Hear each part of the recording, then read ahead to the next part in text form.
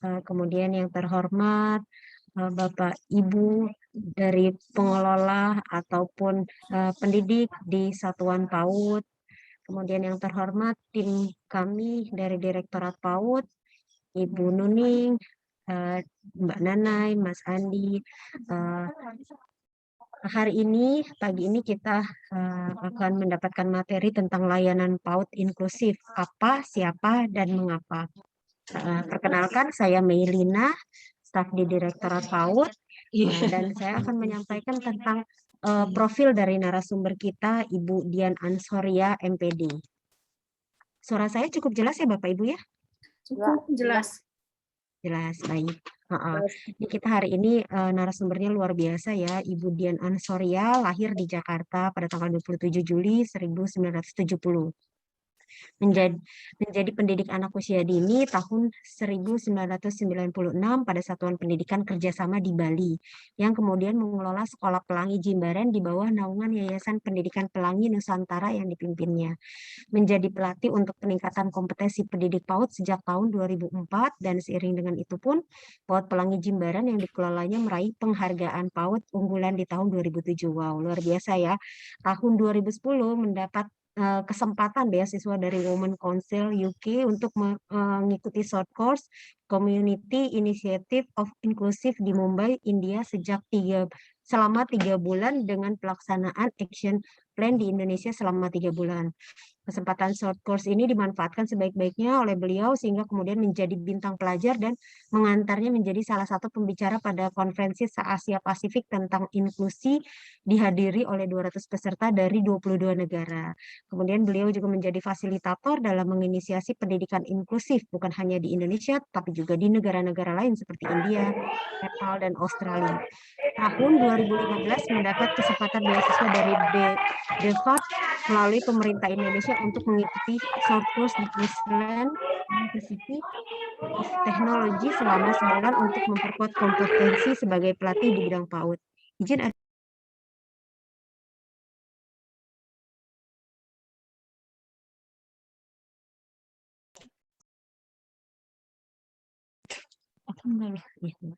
izin ya. Maaf. Kemudian beliau juga banyak terlibat dalam penyusunan pedoman-pedoman dan bahan ajar untuk pendidikan anak usia dini pada Kementerian Pendidikan dan Kebudayaan, serta menjadi fasilitator pelatihan dan training provider untuk berbagai kegiatan peningkatan kompetensi pendidik anak usia dini di seluruh Indonesia. Aktivitas terakhir beliau adalah terlibat dalam organisasi Himpaudi dan Apaudi, serta menjadi konsultan di bidang PAUD di World Bank Group hingga tahun 2018. Kemudian saat ini selain mengelola Sekolah Pelangi Jimbaran, SD dan PAUD-nya juga bekerja sama dengan tim pelatih Sapulidi 12 Research, Training and Management for Early Childhood Education and Development. Demikian ya, profilnya luar biasa. Maka Bapak Ibu jangan manfaatkan sebaik mungkin kesempatan ini, disiapkan pertanyaannya apabila ada yang mungkin ingin ditanyakan ataupun belum jelas dari narasumber kita. Kepada Ibu Dian Ansoria, saya persilahkan. Baik, terima kasih Bu Mei.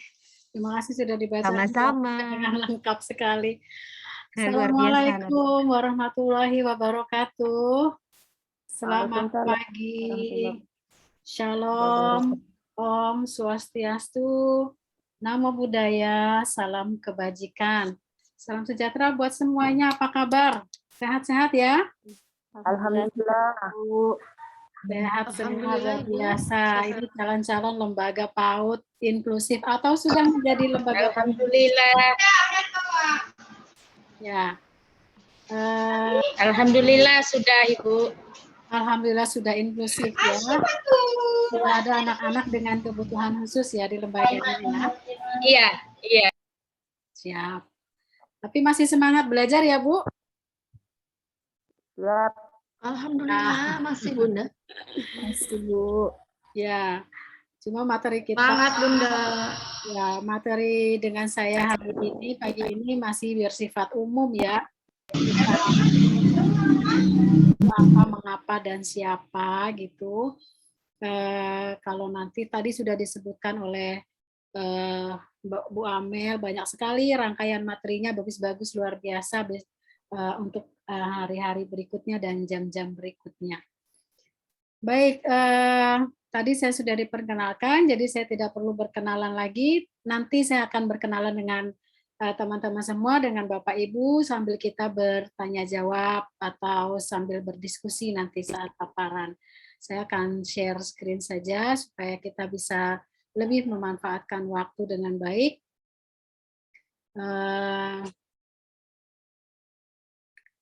Oke.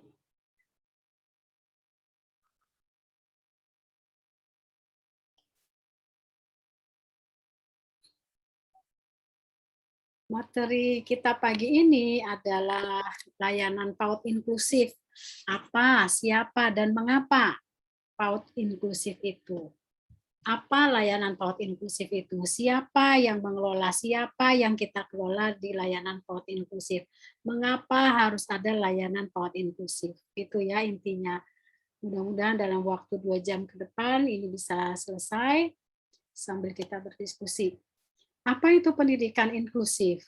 Ya, secara historis pendidikan inklusif itu merupakan tahapan terbaru dari cara pandang masyarakat dunia terhadap peserta didik dengan kebutuhan khusus akan pendidikan. Ini termasuk masih baru ya, meskipun di negara luar mungkin sudah lama ada, tetapi di Indonesia baru mulai digencarkan gitu ya, dan disiapkan sarana prasarananya untuk bisa memasuki era kehidupan yang inklusif ya. Jadi tidak ada lagi yang eksklusif atau terpisah-pisah, terkelompok-kelompok. Sebetulnya ini sangat sesuai dengan prinsip Bhinneka Tunggal Ika kita ya.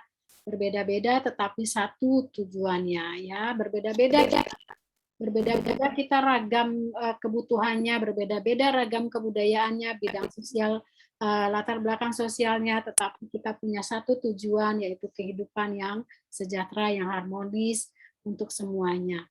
Nah, itu sebetulnya prinsip dasarnya inklusif ya.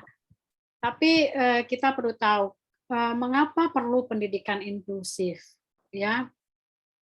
Dulu waktu orang masih belum mengenal pendidikan inklusif ya, atau masih memandang sesuatu yang berbeda dengan yang dianggap normal, itu kelihatannya sangat tabu dan memalukan gitu ya. Akhirnya mereka menyembunyikan, melupakan anak-anak dengan kebutuhan khusus. Ya, masih ada beberapa kasus waktu saya pulang dari India karena saya harus action plan, saya mendata, itu masih ada anak-anak yang di rumah sama orang tuanya, bahkan dipasung karena malu gitu, karena anaknya termasuk CV, cerebral palsy, jadi dia merasa itu sebagai sebuah hal yang tabu atau kutukan atau akibat dari dosa dan sebagainya, itu masih dipercaya oleh masyarakat kita gitu ya. Masih masyarakat yang masih berpikir sangat awam gitu. Kemudian ada saringan atau pemisahan gitu ya, karena sistem pendidikan juga, karena regulasi gitu ya. Akhirnya ada yang namanya SLB, ada yang namanya umum gitu ya. Anak tidak dijadikan satu dalam sebuah komunitas lingkungan sekolah yang membuat mereka bisa bersama-sama. Itu masih banyak terjadi di masyarakat. Ya, hal kecil saja misalnya kalau kita lihat di jalan, trotoarnya masih belum mendukung untuk orang yang berkursi roda, masih ada turun naik gitu ya, lubang-lubang. Kemudian lampu lalu lintas belum mendukung buat orang yang mungkin kurang pendengaran, kurang penglihatan. Itu masih belum inklusif di dalam lingkungan sosial kita juga gitu. Kemudian kita mengidentifikasi nih ya, oh anak ini punya masalah di sini, tapi mengidentifikasi saja, kemudian kita membantu, bukan memfasilitasi. Artinya membantunya gitu, misalnya diberi makan, kemudian dikasih uang untuk para handicap itu, tidak dilatih skill apa yang bisa dia lakukan untuk bisa menghidupi dirinya sendiri gitu. Kalau misalnya dia tidak bisa tangan kiri, tidak punya tangan kiri, tangan kanannya nggak ada, tangan kirinya, kakinya nggak ada, dan itu yang harusnya dilakukan, bukan membantu memberi makannya gitu ya, supaya mereka bisa hidup secara mandiri ya. Dan ada banyak hal lain yang masih terjadi pada saat itu. Jadi anak-anak atau orang-orang dengan kebutuhan khusus itu merasa dirinya dikasihani gitu. Dan mereka nggak mau seperti itu sebetulnya intinya. Waktu saya di India bahkan mereka sampai turun ke jalan demo gitu ya, bikin relay, bikin spanduk-spanduk. Mereka bilang kami juga bisa kerja, kami bisa bayar pajak dan seterusnya. Itu yang mereka inginkan gitu ya, bukan untuk dikasihani atau kemudian dibantu terus. Kemudian lahir Peraturan Menteri Pendidikan Nasional Nomor 70 Tahun 2009 ya. Di situ jelas dinyatakan bahwa pendidikan inklusif didefinisikan sebagai sistem penyelenggaraan pendidikan yang memberikan kesempatan kepada semua peserta didik. Ya, memberi kesempatan kepada semua peserta didik yang memiliki kelainan dan memiliki potensi kecerdasan dan atau bakat istimewa. Ya, ini saya kasih garis bawah dan tanda merah untuk mengikuti pendidikan atau pembelajaran dalam satu lingkungan pendidikan bersama-sama dengan peserta didik pada umumnya. Artinya, kalau masih ada pemisahan di dalamnya, itu namanya belum inklusif. Ya, ada yang bilang sekolah saya sudah inklusif, Bu Dian. Lalu saya ke sekolahnya. Ternyata di dalam sekolah itu, anak yang berkebutuhan khusus punya kelas sendiri, tidak digabung dengan anak yang lain. Itu tidak inklusif namanya.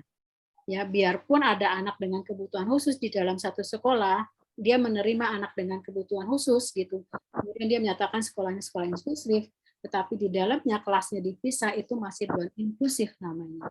Ya, karena di sini jelas dikatakan bahwa dia harus bersama-sama dengan peserta didik pada umumnya, mengikuti pendidikan atau pembelajaran dalam satu lingkungan pendidikan bersama-sama dengan peserta didik pada umumnya.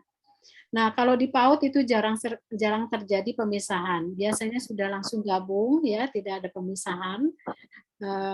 Itu karena lebih mudah penataan lingkungannya, penataan lingkungan belajarnya di PAUD itu lebih mudah. Itu ya, biasanya tidak ada pemisahan. Tapi kalau masih ada pemisahan itu belum inklusif namanya. Ya. UNESCO kemudian menyatakan bahwa sistem pendidikan inklusif akan menghilangkan penghalang yang membatasi partisipasi dan pencapaian semua peserta didik. Artinya gini, yang harus kita lakukan adalah menghilangkan penghalang yang membatasi partisipasi. Ya. Jadi kalau yang menghalangi adalah seperti tadi cerita saya, kalau yang menghalangi anak berkursi roda untuk ke sekolah karena jalannya berlubang-lubang atau sekolahnya ada tangga-tangga, maka tangganya itu yang harus kita hilangkan. Jadi ruang belajarnya dipindah ke bawah, gitu ya, untuk supaya anak dengan kursi roda bisa mengakses ke sana. Ya, waktu di Nepal ada yang konsultasi ke saya, sekolahnya dia lantai 2, kemudian di bawah itu kantor-kantor karena alasannya untuk menerima orang dan sebagainya, tapi kelas di atas. Tapi karena dia ada anak dengan kebutuhan khusus bertongkat, kemudian ada yang berkursi roda, saya bilang kenapa kelasnya tidak di bawah dan kantornya di atas. Akhirnya mereka ubah dan pindah kantor-kantornya di atas. Nah, seperti itu yang harus kita lakukan ya. Jadi menghilangkan penghalang yang membatasi partisipasi dan pencapaian semua peserta didik. Di sini ada dan pencapaian. Berarti kalau pencapaian perkembangan, maka kalau penghalangnya adalah indikator STPPA yang sudah distandarkan itu tentu tidak bisa dicapai oleh anak-anak dengan kebutuhan khusus, bukan berarti kita menghalang, tapi kita mengurangi, memilih mana yang bisa disesuaikan untuk anak dengan kebutuhan khusus ini. Tidak boleh memaksakan, gitu ya. Kemudian menghormati beragam kebutuhan. Ya, kita harus menghargai beragam kebutuhan anak. Tidak sama semua dijadikan satu kegiatan yang sama. Semuanya berbeda-beda kebutuhannya, semua berbeda-beda minatnya, semua berbeda-beda bakatnya. ya. Semua berbeda karakteristiknya. Ada yang gaya belajarnya senangnya menyimak, mendengarkan, ada yang harus melihat, ada yang sambil tiduran, ya itu semua adalah karakteristik anak, ya. Nah, berarti kita harus menghormati itu. Kemudian menghilangkan semua bentuk diskriminasi dalam bentuk belajar. Artinya kalau belajarnya itu masih hanya untuk anak yang kita anggap normal, kemudian anak yang berkebutuhan khusus ini tidak terlibat, itu namanya masih diskriminasi, itu ya. Oke, kira-kira seperti itu. Nah, sekarang kita lihat ada video inklusi nih dari UNESCO. Kita akan melihat bahwa dalam suatu negara, tidak hanya di Indonesia, di berbagai negara banyak masalah ketika ingin menerapkan sistem pendidikan inklusi, ya, inklusi di dalam dunia pendidikan. Apa saja yang harus disiapkan, apa yang harus dihilangkan hambatannya, kita saksikan videonya. Sudah saya ada translate-nya sedikit di bawah, mudah-mudahan terbaca. Everyone is different. The 2020 Global Education Monitoring Report on Inclusion and Education believes that education is strongest when it embraces diversity. Learners should not have to adapt to the system. Instead, education systems should adapt to their needs. When students do not feel welcome in school, they are less likely to learn. This is everyone's loss. But rich and poor countries too often educate some children apart. Children who have a disability, have been displaced, speak a different language, or are poor and disadvantaged. School design may favor some students over others, as do many laws and policies. Teachers are often ill-equipped to cater for students' diverse needs. Children may not recognize the way they are portrayed in textbooks. Some may not see themselves there at all. They receive the message that they do not belong.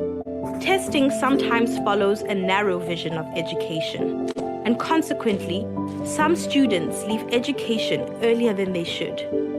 These are complex problems to solve. But a belief in the right to education is a belief in inclusion. Children have different learning speeds and needs. They need curricula that are flexible, creative, and relevant. How we prepare teachers matters. They must be given the tools and training to achieve our vision for reform. The resources we know can help the marginalized, educators, support staff, and equipment should be shared so that everyone can benefit. Better data on those left behind will help us reach them. Disadvantages often accumulate. We can't address inclusion one group at a time. Redressing these disadvantages requires funds. These must be equitable and target individual-specific needs. We must work together on these tasks across government ministries, from central to local authorities, with civil society supporting governments, and schools opening doors to the community. Inclusion in education requires a change in mindset in society, so that education for all means education for everyone, without exception. Achieving this is everybody's business, including yours. Complex problems to solve. Kita mau melihat persoalan ini sekarang, ya. Nah, saya akan sedikit melihat, mengulang videonya, membahas sedikit, ya. Nih, kalau sistem pendidikan, ya, jadi sistem pendidikanlah yang harus beradaptasi dengan kebutuhan mereka. Jadi sistem pendidikan di sekolah kita yang harus kita ubah, kita sesuaikan dengan keberadaan anak-anak berkebutuhan khusus ini. Maka kurikulum kita juga harus kurikulum yang adaptable, yang bisa beradaptasi gitu ya. Kemudian kalau ketika masih ada pemisahan ini harus dihapuskan, harus dihilangkan, ya. Namanya masih segregasi. Kemudian biasanya lingkungan sekolah kita masih menyenangkan bagi sebagian anak. untuk anak dengan kebutuhan khusus mungkin itu masih belum memenuhi kebutuhan mereka, gitu ya. Kadang guru juga sering tidak siap untuk memenuhi kebutuhan keragaman siswa, ya.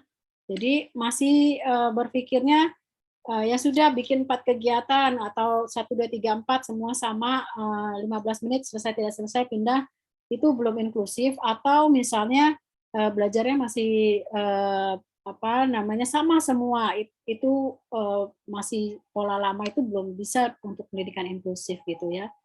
Kemudian kalau kita membuat ini untuk di sekolah dasar, mungkin ya di sekolah di buku teks itu belum terlihat ada gambar anak dengan kebutuhan khusus di dalamnya gitu ya. Mereka merasa jadi akhirnya mereka mendapatkan pesan bahwa mereka bukan bagian dari pendidikan. Mereka merasa tersisihkan gitu ya. Kadang-kadang tes soal juga itu masih dangkal sifatnya, artinya masih untuk anak-anak yang punya kecerdasan bidangnya di matematik dan sebagainya, untuk anak yang bakat seni, nyanyi dan sebagainya itu tidak terpenuhi. Itu untuk di sekolah dasar. Dan akhirnya mereka merasa bukan di sekolah itu mereka adanya. Dan mereka menjadi sering banyak yang putus sekolah. Maka akhirnya guru harus disiapkan prasarana yang bisa membantu guru-guru untuk menyiapkan sarana belajarnya. Ya, mereka harus dibekali dengan perangkat dan dilatih untuk mencapai visi agar ada perubahan gitu. Jadi guru dulu yang disiapkan. Kemudian hilangkan hambatan-hambatan yang ada di sekolah itu, dihapus gitu ya. Apa hambatannya? Misalnya hambatannya dari sarananya, mungkin ada tangga-tangga, itu harus kita ubah. Oh, hambatannya dari guru yang belum bisa menerima anak dengan kebutuhan khusus, maunya anak-anak yang pintar saja, gurunya yang harus dilatih, gurunya harus yang diberikan pemahaman.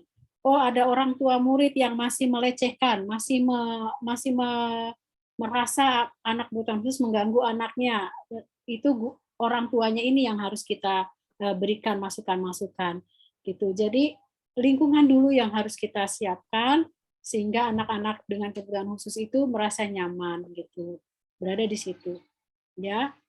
Nah, itu kira-kira videonya tadi. Oke. Nah, untuk mewujudkan inklusi dalam pendidikan, maka ini tadi yang bisa kita simpulkan dari video tadi, bahwa sistem pendidikan harus beradaptasi dengan keberagaman anak. Ya, tidak ada anak yang terpisahkan dan tak terlayani. Jadi harus ada. Kemudian guru harus siap dengan kondisi keberagaman anak. Kurikulum fleksibel, kreatif, dan relevan. Itu 4 hal yang perlu kita siapkan. Oke. Kemudian prinsip pendidikan inklusi itu ada di Kemendiknas ya, di Permendikbud 2007. Ada pemertaan dan peningkatan mutu, ada keberlanjutan, ada kebutuhan individual, ada kebermaknaan, ada keterlibatan. Artinya bahwa di dalam prinsip pendidikan inklusi ini harus ada pemerataan dan peningkatan mutu. Ya, ini mungkin tugasnya Direktorat PAUD nih yang sekarang dilaksanakan oleh Direktorat PAUD sekarang yang kita lakukan. Kemudian ada keberlanjutan, artinya bahwa kebutuhan individual itu harus diperhatikan. Kemudian harus bermakna. Jadi pendidikannya itu juga harus bermakna, tidak boleh asal-asalan gitu. Kalau ada anak dengan kebutuhan khusus, baru kita pendidikannya inklusif. Kalau enggak, tidak inklusif. Kemudian kalau ada dengan anak kebutuhan khusus, kita biarkan saja anak kebutuhan khususnya. Kita tetap fokus sama anak yang kita anggap normal ini. Cuma ada aja di situ. Itu juga tidak bermakna buat mereka. Dan harus keberlanjutannya itu ada. Jadi kita pikirkan bagaimana kalau anak ini selesai di PAUD, kita harus membantu mencarikan SD yang bisa menerima anak ini, seperti itu. Ya, dia harus berlanjut berada di dalam satu pendidikan yang inklusif. Keterlibatan itu kalau bisa kita tidak boleh bekerja sendiri. Ya, libatkan banyak pihak, libatkan puskesmas, libatkan guru, libatkan SLB terdekat untuk memberi pelatihan kepada guru-guru kita. libatkan orang tua murid yang punya potensi, yang punya pengalaman dengan anak kebutuhan khusus. Jadikan dia narasumber untuk berbagi kepada orang tua yang baru masuk dengan anak kebutuhan khususnya gitu. Ya. Nah, itu akan melibatkan banyak pihak. Nah, prinsipnya berdasarkan pada hak setiap anak untuk mendapat pendidikan yang berkualitas. Ini prinsip penyelenggaraannya, ya, bahwa setiap anak punya hak untuk mendapat pendidikan yang berkualitas. Kemudian memperhatikan karakteristik dan kebutuhan individu, ya. Berpusat pada anak, mengembangkan potensi maksimal anak untuk dapat hidup secara sosial di masyarakat. Nah, ini artinya bahwa mengembangkan potensi maksimal anak untuk dapat hidup secara sosial di masyarakat itu yang harus kita pikirkan. Jadi bukan hanya pengejar akademiknya untuk bisa sekolah ke tingkat pendidikan selanjutnya, tetapi bagaimana dia beradaptasi dan diterima di dalam kehidupan secara sosial di masyarakat.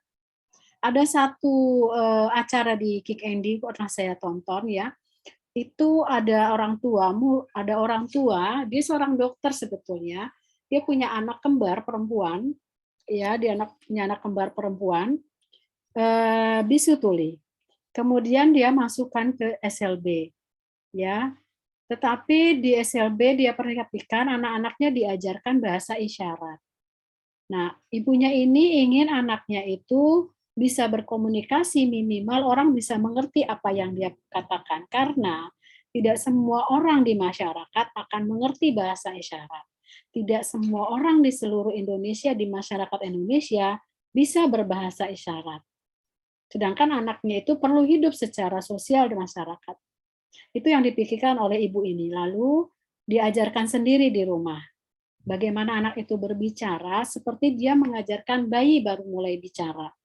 Ya, bila dia mengatakan bola sampai anak itu bisa bilang bola, makan dan seterusnya ditelateni, diajak bicara seperti sebagaimana orang tua mengajarkan bayi baru mulai bicara.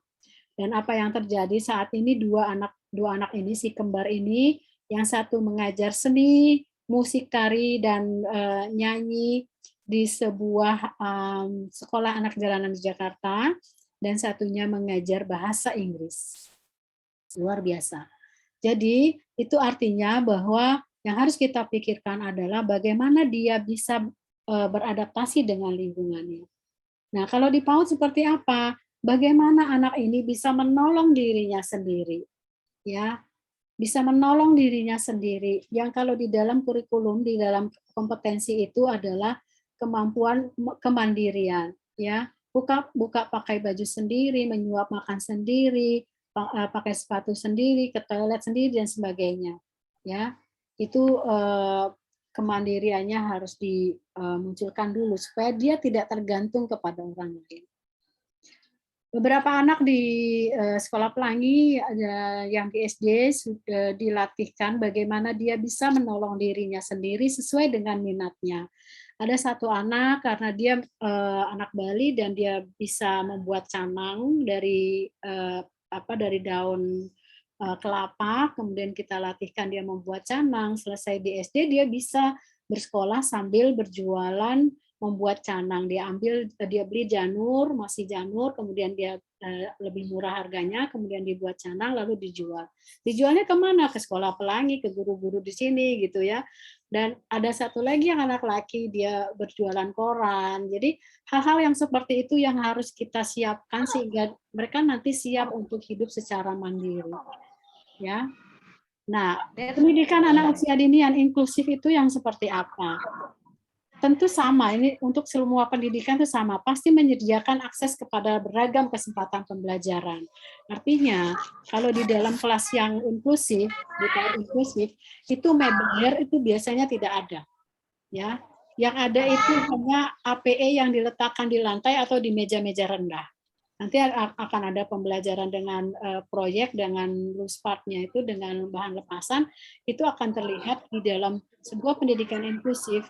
Itu tidak ada lagi meja kursi yang membuat gerak anak akan terbatas gitu ya. Kemudian memfasilitasi partisipasi pembelajaran dengan orang dewasa dan teman sebaya, ya, dengan melakukan modifikasi pembelajaran secara individu. Artinya anak ini misalnya dia bermain puzzle misalnya, di sebelahnya ada gurunya yang menemani terlebih dahulu, kemudian gurunya akan memanggil anak lain untuk menjadi temannya. Jadi dia harus bisa belajar bahwa ada orang dewasa di PAUD dan juga ada teman sebaya. Dia tidak harus dengan orang dewasa terus. Kadang-kadang anak usia dini yang berkebutuhan khusus di PAUD itu nempel terus sama ibunya gitu, atau ibunya terus ngikutin gitu. Nah, kita berikan kepada orang tuanya pengertian bahwa pelan-pelan harus menjauh dari anak itu supaya anak ini bisa kemudian beradaptasi dan bermain dengan teman yang lain dan mau berdekat dengan guru gitu. Kemudian dukungan di tingkat sistem pendidikan secara luas. Artinya kalau kita misalnya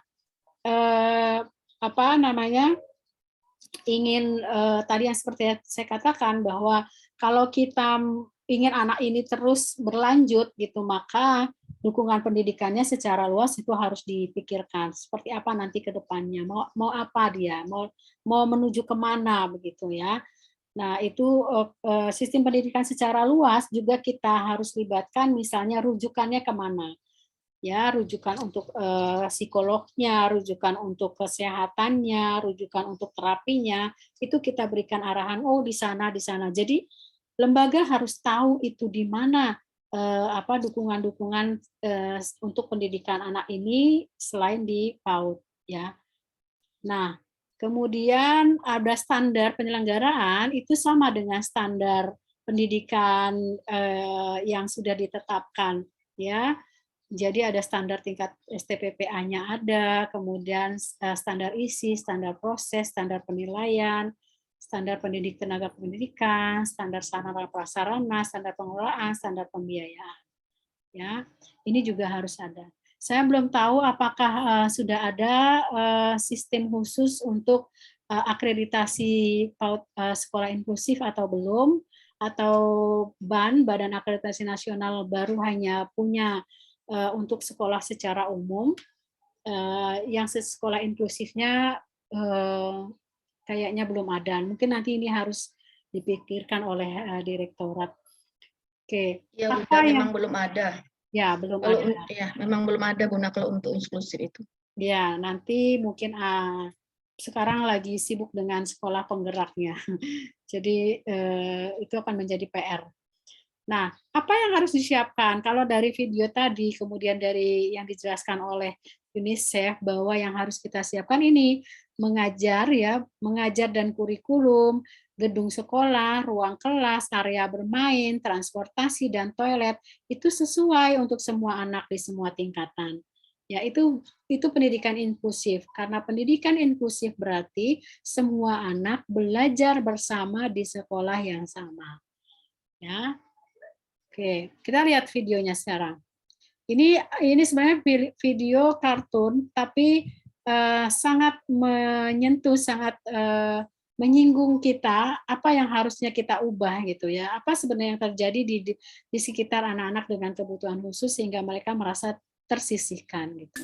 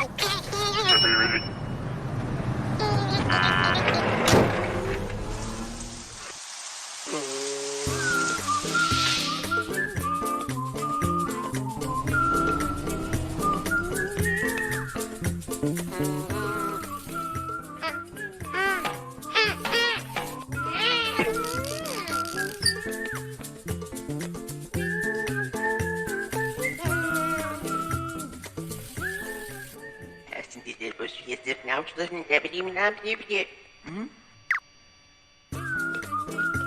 Eğitim manimi de benim tutman bize sübledimse.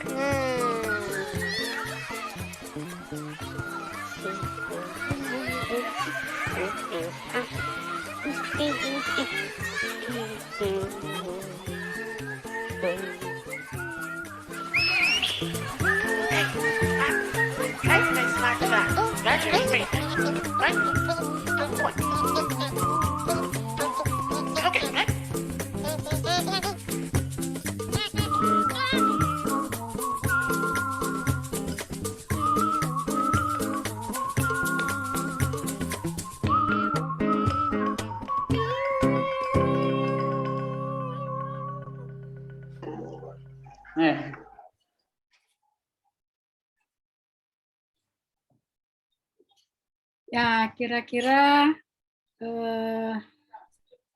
seperti itu ya yang bisa kita lihat tadi teman-teman. Jadi yang pertama itu anaknya dia gambarkan sebagai bentuknya kotak gitu ya. Sementara anak yang lain bentuknya lingkaran dan tentu dia akan terbatas pergerakannya, maka diberikan kursi roda. Kemudian ketika di kelas gurunya hanya berbicara dalam satu bahasa yang dimengerti oleh bahasa anak-anak yang satu ini, anak yang dengan bahasa daerah atau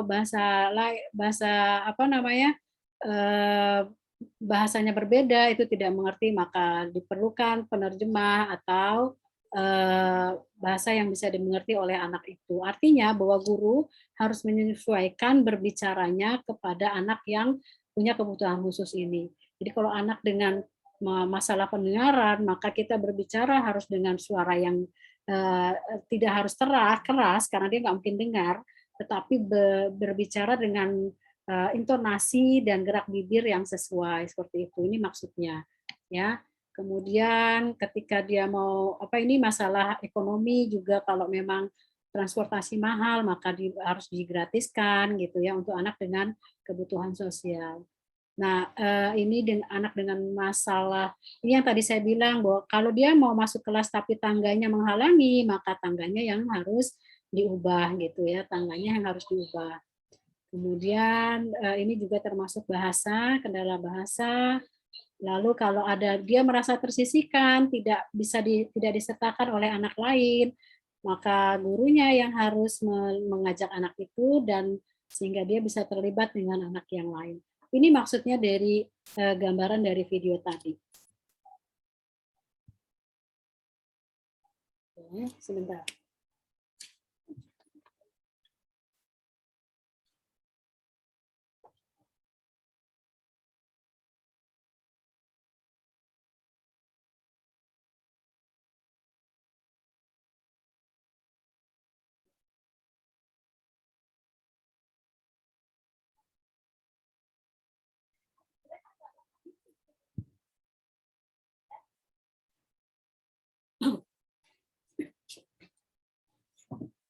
Maaf ada orang sini. Apa yang harus dilakukan untuk menghilangkan hambatan bagi anak dengan kebutuhan khusus agar dapat berpartisipasi dalam pendidikan berdasarkan video tadi? Ada yang mau kasih pendapat? Tadi kita sudah melihat di dalam video tadi. Jadi apa yang silakan harus Bapak kita Ibu. lakukan? Silakan Bapak Ibu memberikan pendapat.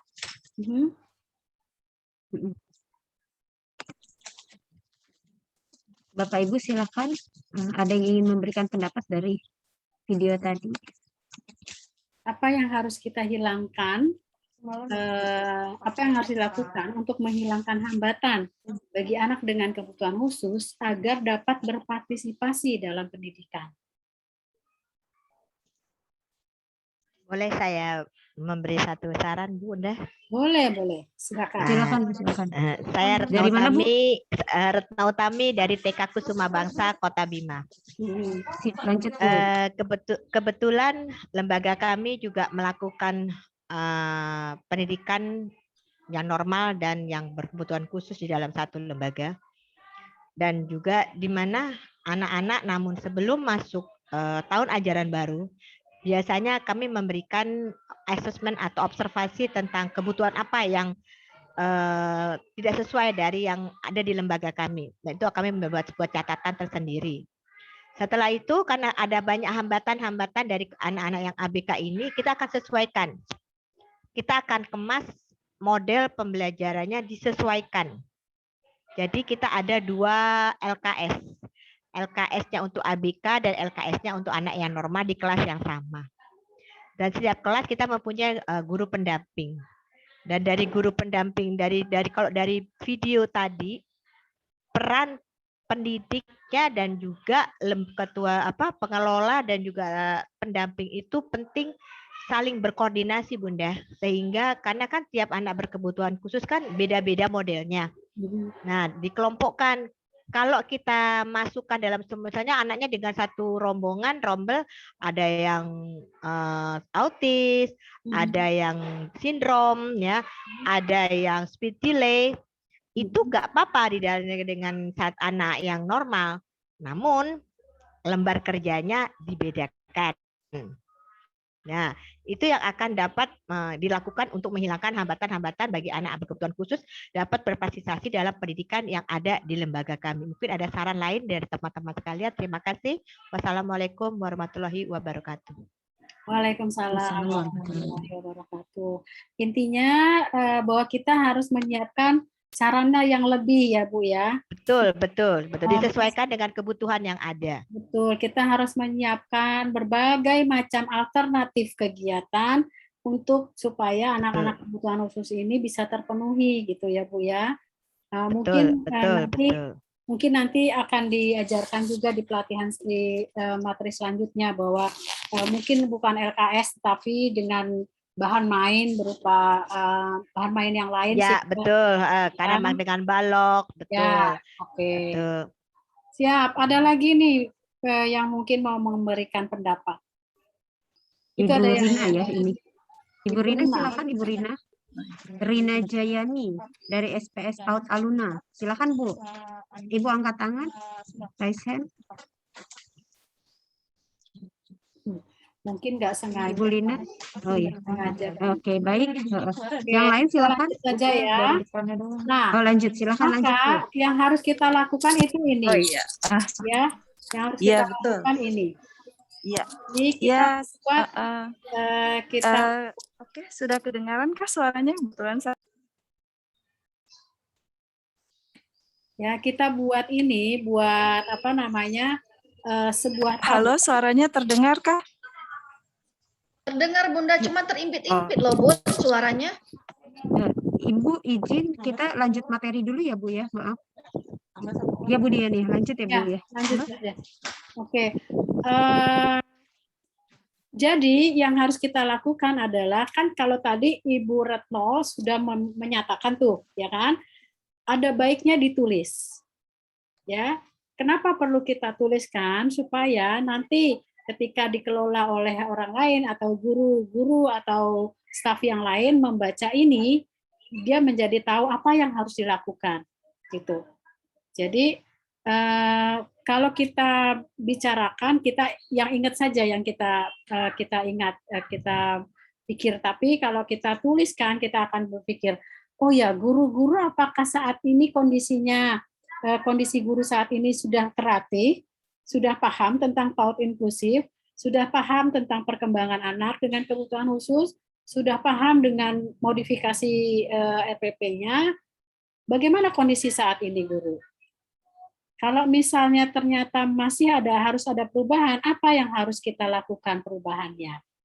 Ya, jadi coba Bapak Ibu silakan tuliskan di kertasnya atau di bukunya masing-masing 3 kolom seperti ini. Ya, 3 kolom. Kemudian aspek perubahan apa yang akan dilakukan? Ya, aspek gurunya, aspek kurikulumnya, aspek sarana belajarnya, area bermainnya, kemudian model pembelajarannya, anak dan orang tua murid lainnya. Itu aspek-aspeknya. Ya. Kemudian apa yang akan apa yang akan kita lakukan itu di kolom yang ketiga. Di kolom yang tengah itu kondisi saat ini seperti apa. Silakan Bapak Ibu tuliskan dulu.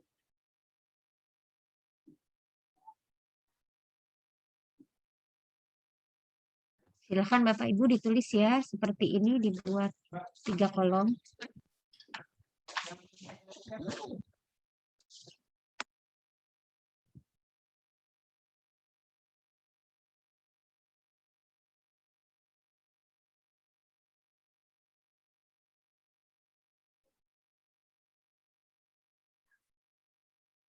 Kemudian izin ini ada yang mungkin tercoret layar. Oh ya.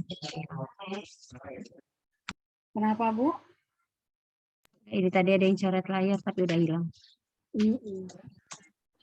Biasanya kalau apa Bu, karena kita share screen-nya multiple, jadi orang sedang mute dan unmute itu akan tercoret Bu di layar. Ya kan? Ini apa Zoom, sistem Zoom-nya begitu soalnya. Kita kasih waktu berapa lama ini? Bapak Ibu sudah selesai?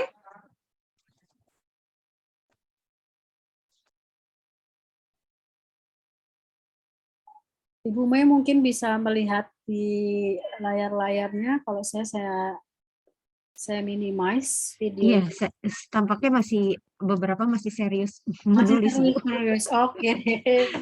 Masih semangat, belum ada, masih menunduk menulis. Ya, oke. Yang penting semuanya menunduk menulis. Menunduk menulis, betul. Ya, ini perlu banget karena dulu pertama kali saya melakukan mengikuti kegiatan course itu ya, Community Initiative of Inclusion itu bahkan kita membuatnya dari mulai lingkungan kelas, kemudian sekolah ya, semua kondisi ini, kemudian masyarakat sampai ke tingkat negara gitu masing-masing. Itu hanya mengerjakan ini Bu di awal-awal itu. Mei. Karena dari berbagai negara dan itu luar biasa masalah tentang inklusif ini. Oke.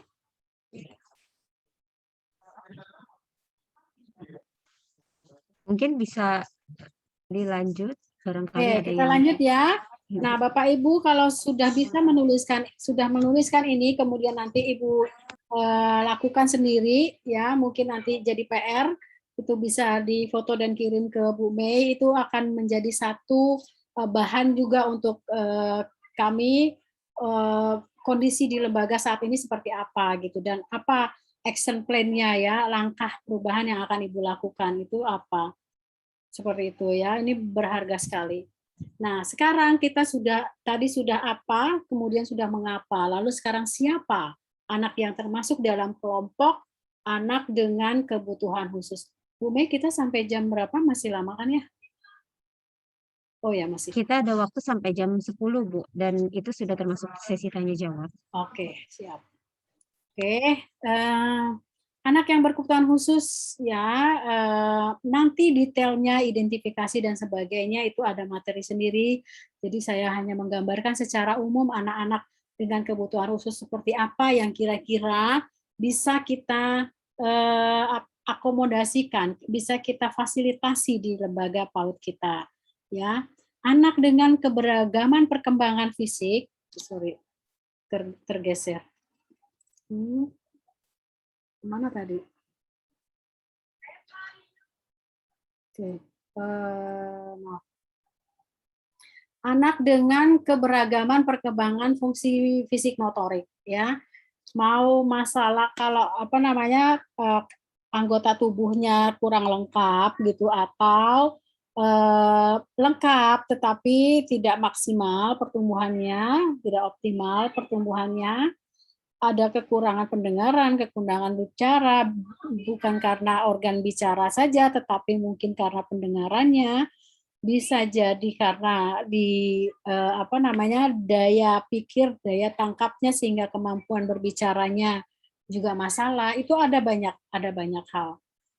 Kemudian anak dengan keberagaman perkembangan fungsi kognitif ya, biasanya kita sebutnya dengan Down syndrome, bisa juga karena di sini keberagaman perkembangan fungsi kognitif atau daya pikir. Berarti yang cerdas istimewa, bakat istimewa juga ada di situ.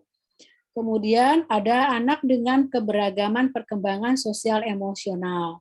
Ya, sosial emosinya mungkin ada masalah. Nah, bisa jadi sosial emosinya bermasalah karena dia punya hambatan fisik, karena dia punya hambatan kognitif, dia menjadi mudah emosi, mudah tantrum, tidak bisa mengendalikan karena orang lain tidak memahami dia atau tidak memenuhi kebutuhannya. Atau bisa jadi perkembangan sosial emosinya memang karena bawaan dari lahir, karena ada kendala, ada masalah di otaknya, otak secara apa namanya, bukan daya pikirnya, hardware-nya, apa ya hardware itu, fisiknya, ya jaringan-jaringan otaknya. Anak dengan keberagaman perkembangan bahasa ini juga menjadi satu hal yang perlu kita perhatikan dan bisa diterima dengan anak kebutuhan khusus. Bisa jadi perkembangan bahasanya karena masalah hambatan pendengaran, kemudian mungkin anggota oralnya yang tidak mendukung, mungkin lidahnya pendek, mungkin bibirnya sumbing, gitu ya. Kemudian bisa jadi karena masalah bahasa, kebingungan bahasa, ibunya berbahasa asing, bapaknya berbahasa Jawa, kemudian bapaknya berbahasa Indonesia, neneknya bahasa Jawa, dia bingung anak ini. Jadi itu akan menjadi satu masalah perkembangan anak yang kita sebutnya sebagai anak-anak dengan kebutuhan khusus. Nah, ini kita bisa lihat nih anak dengan hambatan fisik motorik itu ada masalah penglihatan, pendengaran, kemudian ragam hambatan fungsi gerak, kemudian fungsi bicara ya. Kemudian kita pasti tahu dampaknya itu akan sangat besar di dalam pembelajaran. Oke. Kira-kira kalau anak punya hambatan penglihatan, apa dampaknya bagi anak, Bapak Ibu? Apa dampaknya bagi pembelajaran anak? Ada yang mau memberi pendapat?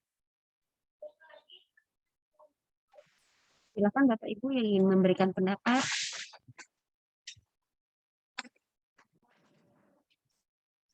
Oke. Senyap nih, senyap. Oke, senyap. Masih asik ya. Oke, saya lanjut saja. Lanjut. Lanjutnya ya. Oke. Nah, ini ragam hambatan fungsi gerak, Bu. Ada spastik, ada dyskinesia, ya. Ada atsia, itu istilah-istilahnya itu. Tapi yang banyak ini adalah spastik ini anak yang terdapat kekakuan pada sebagian atau seluruh ototnya, atau biasanya disebut cerebral palsy. Ya, jadi seluruh ototnya kaku termasuk otot lidahnya, otot mulutnya. Jadi dia bicara juga jadi tidak jelas gitu. Ya. Nanti ada materi khusus tentang kategori-kategorinya. Kemudian ragam hambatan fungsi kognitif ya. Ini yang daya pikirnya bisa jadi di bawah rata-rata disebutnya Down syndrome, atau di atas rata-rata dia punya kecerdasan istimewa dan bakat istimewa. Itu ya. Nah, anak dengan Down syndrome itu ada diagnostiknya ya.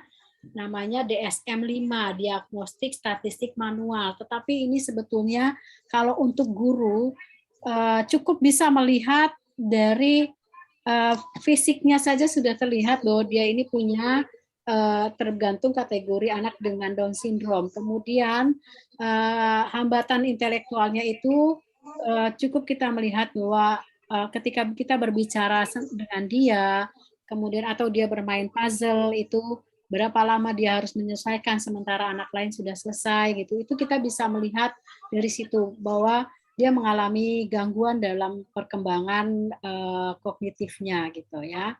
Tetapi pada umumnya secara sosial itu anak-anak dengan Down syndrome itu tidak masalah. Ya, hanya kalau misalnya orang lain membuli dia baru dia menjadi menarik diri. Tapi kalau orang lain menghargai dia, menerima keberadaannya, aspek sosialnya sangat bagus. Dia biasanya sangat ramah, senang memberi gitu ya, memberi perhatian kepada anak yang lain. Itu anak-anak dengan Down syndrome seperti itu biasanya. Nah, ini anak dengan Down syndrome. Ya, Down syndrome adalah kelainan genetik yang disebabkan ketika pembelahan sel abnormal menghasilkan salinan ekstra penuh atau sebagian dari kromosom 21. Jadi di seluruh dunia itu anak dengan Down syndrome atau orang dengan Down syndrome itu mukanya sama, ya dibilangnya wajah 1000 gitu ya, 1000 wajah seluruh dunia. Nah itu membuat mereka akan terlihat seperti kembaran gitu ya, karena mukanya sama semua. Ya, tapi mereka adalah orang-orang yang ingin diterima sebagai anggota masyarakat sebagaimana umumnya. Ya, biasanya ada yang gejalanya ringan, ada yang sedang atau berat. Ya, dan biasanya karena mereka terlalu mendapat tekanan, terlalu stres atau tugasnya melebihi kemampuan otaknya, itu akan membuat muncul penyakit-penyakit lain, misalnya jantung, kemudian tremor atau MAH karena stres gitu ya. Itu kalau kita memberi tugas yang berlebihan kepada mereka gitu. Ya, ini ragam hambatan bahasa nih. Ya, ragam hambatan bahasa. Tadi sudah saya jelaskan, ya. Kira-kira ada yang ingin memberikan masukan atau tanggapan kalau anak punya hambatan perkembangan bahasa, kira-kira contohnya apa saja ya? Biar jangan saya terus yang bicara, coba. Iya, silakan Bapak Ibu pengalamannya di lapangan seperti apa? Mungkin ada yang punya. Ya, ini ada yang angkat tangan. Ibu Rina, silakan Ibu Rina Jayani. Ya, oke. Selamat pagi, Bu. Iya, sekolah Aluna adalah sekolah inklusi. Tapi memang kami awalnya itu fokus di anak-anak dengan gangguan pendengaran yang ingin belajar berbicara verbal. Jadi di kami itu anak-anak nanti diajar untuk berbicara verbal dengan mendengar. Kemudian juga banyak anak-anak dengan hambatan bicara. Sekolah Aluna menggunakan metode Montessori di mana banyak peralatan yang memang membantu anak untuk belajar bahasa, yaitu kosakata dari konkret ke abstrak. Dan menurut saya memang itu cukup baik ya, baik untuk anak-anak reguler ataupun untuk anak-anak yang memiliki hambatan bahasa, baik itu speech delay ataupun anak-anak tunarungu. Jadi di Aluna ya alhamdulillah tunarungu yang di Aluna setelah lulus bisa berbicara verbal dengan mendengar. Jadi mereka nanti setelah lulus bisa sekolah di sekolah umum gitu. Kami juga menggunakan metode auditory verbal therapy, yaitu terapi untuk anak-anak tunarungu untuk belajar mendengar, kemudian akhirnya berbicara verbal. Itu sih yang kami lakukan, intinya adalah konkret, kemudian baru ke abstrak, juga menggunakan material-material, dan juga karena sekolah kami juga memang sudah inklusi, setiap dengan metode Montessori itu adalah kecepatan. Jadi dalam satu kelas itu tidak seragam kecepatannya. Jadi memang dalam satu kelas itu kami setiap guru sudah punya catatan setiap anak memiliki kecepatan masing-masing. Jadi dalam satu kelas itu sudah terbiasa, misalnya si A baru mengenal huruf, si B misalnya masih menstimulasi motorik halusnya, sementara si B misalnya tapi sudah dia kognitifnya sangat bagus, haus akan tantangan, ya kita berikan. Jadi yang pintar tidak perlu menunggu yang masih dalam proses, sebaliknya yang masih dalam proses pun tidak merasa ada tekanan karena melihat temannya sudah bisa, karena dalam satu kelas itu beragam kemajuannya. Kira-kira itu masukan, tanggapan dari saya. Terima kasih. Ya, makasih. Luar biasa, itu bagus banget. Memang dasarnya awalnya Montessori itu karena beliau sendiri memang membuat metode Montessori itu karena untuk anak-anak dengan kebutuhan khusus gitu ya. Karena beliau seorang tenaga kesehatan yang kemudian mendidik untuk anak-anak dengan kebutuhan khusus, dia menciptakan metode Montessori dengan beragam APE-nya yang luar biasa.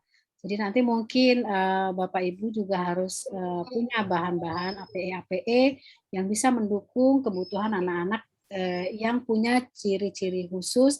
Kalau di sini tadi di Aluna ya, itu di perkembangan Ya, bahasanya itu ya. Nah itu SPS Aluna ya. Nah itu Iya, jadi betul, yang, Bu. yang perlu menjadi catatan kita gitu kan. Nah, kemudian ada ragam hambatan perkembangan sosial emosional. Nah, ini ada autism, itu pasti teman-teman sudah tahu, sudah banyak yang mendengar kata autism gitu ya. Atau sekarang mungkin kita biasakan menyingkatnya ASD saja, Autism Spectrum Disorder gitu ya. Kemudian Attention Deficit Hyperactive Disorder atau ADHD, yang ada juga yang kalau dia tidak hiperaktif hanya attention deficit itu ADD ya. Nah, apa bedanya ADD dengan autism dan ADHD itu nanti kita akan coba bahas sedikit. Kemudian ada kecemasan, kelekatan yang berlebihan. Kadang-kadang ada anak yang aduh cemasnya luar biasa, baru ngelihat sedikit semut aja udah nangisnya histerisnya luar biasa gitu kan. Kemudian juga ada anak yang neglected, anak yang terabaikan. Ini akan berpengaruh terhadap perkembangan sosial emosi gitu ya. Nah, kalau di dalam teorinya itu anak tunalaras adalah mereka yang terganggu perkembangan emosi, menunjukkan adanya konflik dan tekanan batin, menunjukkan kecemasan, penderitaan neurotis, atau bertingkah laku psikotis. Ini menurut Samuel Akert dalam Education Exceptional Treatment.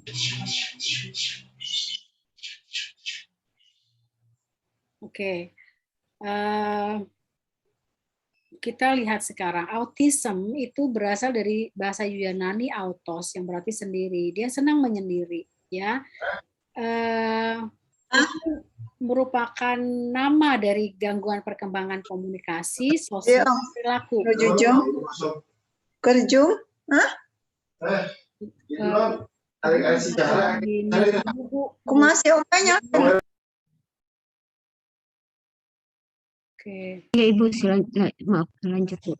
Oke, jadi yang perlu kita tekankan di sini adalah dia punya masalah komunikasi, ya, kemudian dia punya masalah sosial, dan punya masalah perilaku. 3 hal itu yang perlu kita perhatikan, ya, 3 hal. Komunikasi, jadi dia minim sekali komunikasinya, ya, dia sangat minim komunikasi. Kemudian aspek sosialnya, dia senang menyendiri, dia tidak suka bermain dengan anak yang lain, ya, dia pokoknya menyendiri. Kemudian satu perilaku yang berulang-ulang, misalnya mengepak-ngepakkan tangannya atau flapping, ya, atau membeo, mengulang-ulang perkataan orang lain, gitu ya, atau kebiasaan-kebiasaan yang terus-terusan diulang sama dia. Yang paling menonjol adalah tidak ada kontak mata. Ya, tidak ada kontak mata di dalam perilaku sosial ini, ya, tidak ada kontak mata sama dia. Biarpun dia bermain sama anak lain, anakku hebat sudah bisa bermain dengan anak yang lain, tapi tidak ada kontak mata di dia, itu biasanya agak sulit hilangnya. Dia akan menunduk, dia akan mengalihkan matanya dari pandangan orang lain. Nah, ini yang ciri khas yang 3 ciri yang paling menonjol di dalam anak dengan autism.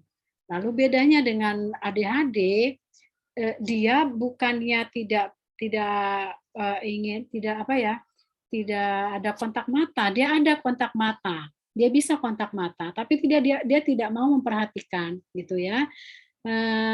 Dia memiliki hambatan dalam pemusatan perhatian, ya, dia mudah teralihkan, hiperaktif, sangat aktif, seakan-akan energinya itu tidak habis-habis. Dan impulsif, tidak sabaran, itu biasanya anak dengan ADHD. Dia selalu ingin duluan, selalu tidak mau antri dan sebagainya. Ini berbeda dengan anak dengan autism. Lalu kalau anak dengan ADD, attention deficit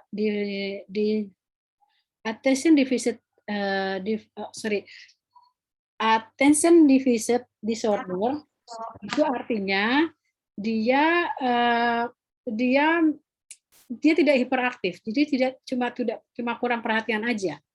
Jadi dia pendiam, dia biasa seperti anak lain, tapi nggak mau memperhatikan gitu ya. Kemudian dia ada anak dengan gangguan kecemasan. Ya, gangguan kecemasan ini termasuk bagian dari emosi. Ya, ada yang fobia sosial, dia tidak suka dengan keramaian gitu ya. Kalau ada di keramaian dia langsung pingsan gitu. Adik saya pernah seperti itu juga. Kemudian fobia terhadap ketinggian, ya, mudah panik. Ini termasuk anak dengan gangguan kecemasan gitu. Kemudian anak yang terabaikan, dia merasa terabaikan, tidak diperhatikan oleh orang tuanya gitu. Itu termasuk bagian yang perlu kita sebut sebagai anak dengan kebutuhan khusus, ya.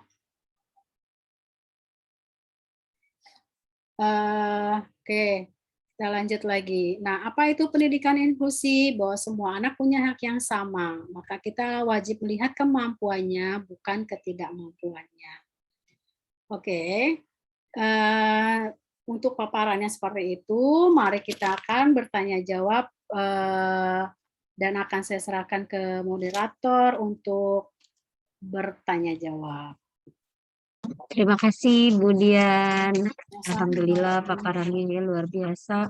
Bapak Ibu, bagi yang ingin menyampaikan pendapat atau tanya jawab, mungkin pengalaman yang dialami di sekolah dalam menghadapi anak-anak didiknya, silakan disampaikan kepada Ibu Dian. Kita buka sesi tanya jawab.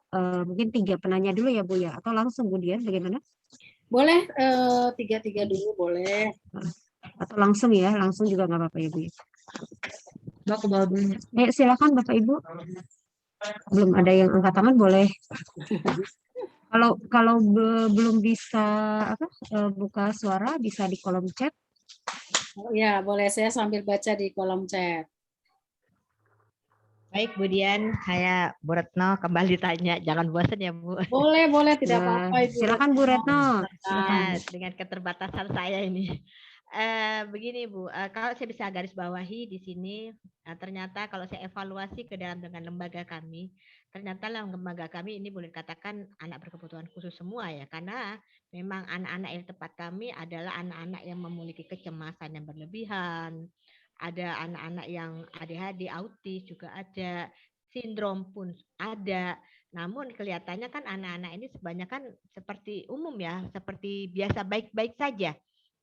Namun ketika kita membuat sebuah asesmen, membuat seperti kolom yang tadi Ibu buat itu, kondisi saat ini, kita bikin seperti ini, kita bisa kelihatan anak-anak itu bahwa anak-anak ini ada yang memiliki kecemasan dari pola bahasa, dari pola asuh, ya kan?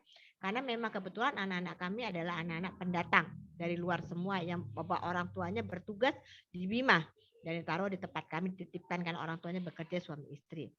Pertanyaan saya adalah gini Bu, kurikulum yang bagaimanakah dengan berbagai keragaman yang tidak, kalau untuk ABK-nya sih tidak ada yang difabel, nggak ada ya, tapi larinya tunalaras dan tunagrahita. Ya. Kurikulum pendekatannya bagaimanakah yang efektif yang bisa kita seragamkan Bunda untuk diterapkan kepada peserta didik yang ada pada kami. Karena kebetulan kami semua adalah dengan keterbatasan kota kecil yang ada, kita bisa menerapkan bagi anak-anak yang Tuhan percayakan kepada kami. Terima kasih Bunda. Baik, boleh lanjut lagi Bu Mei atau? Lanjut silakan aja Bu, dijawab ya Bu sambil menunggu pertanyaan lain. Oke, baik, saya jawab sambil menunggu yang lain berpikir pertanyaan apa gitu ya.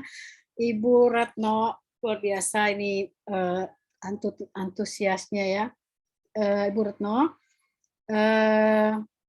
kira-kira seperti ini kalau pertanyaannya, kurikulum seperti apa untuk anak dengan tunagrahita atau Down syndrome dan anak yang tunalaras ya Bu ya. Nah, tentu tidak ada yang disamakan Bu. Tidak bisa disamakan. Tadi Ibu bilang bagaimana supaya bisa disamakan, itu nggak mungkin gitu ya. Jadi makanya disebutnya kurikulumnya juga kurikulum yang fleksibel, kurikulum yang kreatif ya. Kurikulumnya kreatif, fleksibel dan sesuai adaptif dengan anak-anak itu gitu. Nah, bagaimana caranya? Mungkin kalau visi misinya sama untuk semua anak mencapai tujuan visi misi sekolah ya Bu ya. Tetapi di dalam di dalam capaian perkembangan itu Ibu harus berkomunikasi juga dengan orang tua ya, harus berkomunikasi dengan orang tua. Ini ada capaian perkembangan misalnya STPPA atau profil pelajar Pancasila, ada indikator-indikatornya. Apa yang ingin kita capai di tahap awal, kita buat nih capaian jangka pendek, capaian jangka menengah, dan capaian jangka panjang untuk anak ini. Nah, kemudian untuk anak yang Down syndrome pasti akan berbeda dengan anak yang ADHD.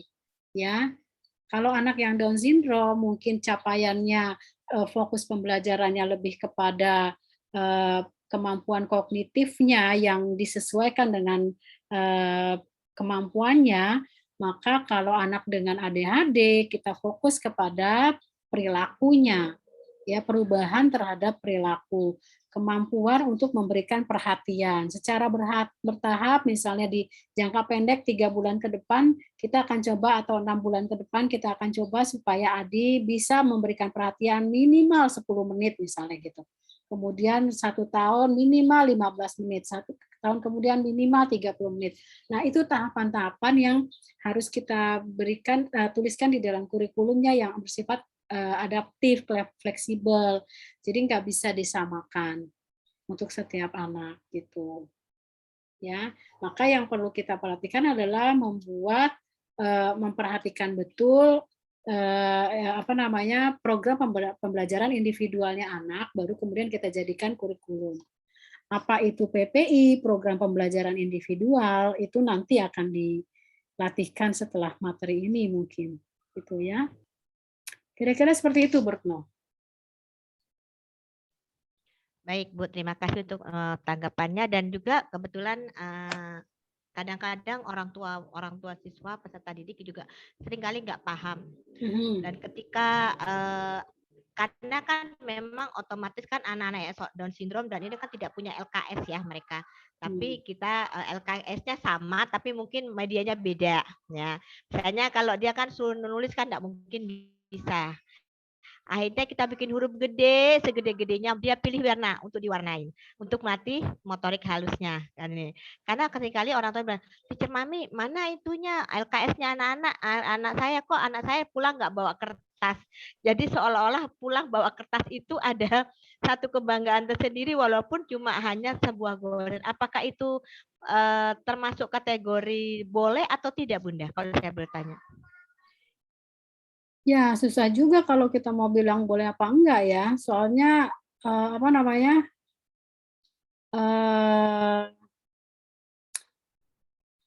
kami sih sudah lama sebenarnya di PAUD itu tidak ada LKS ya Bu ya.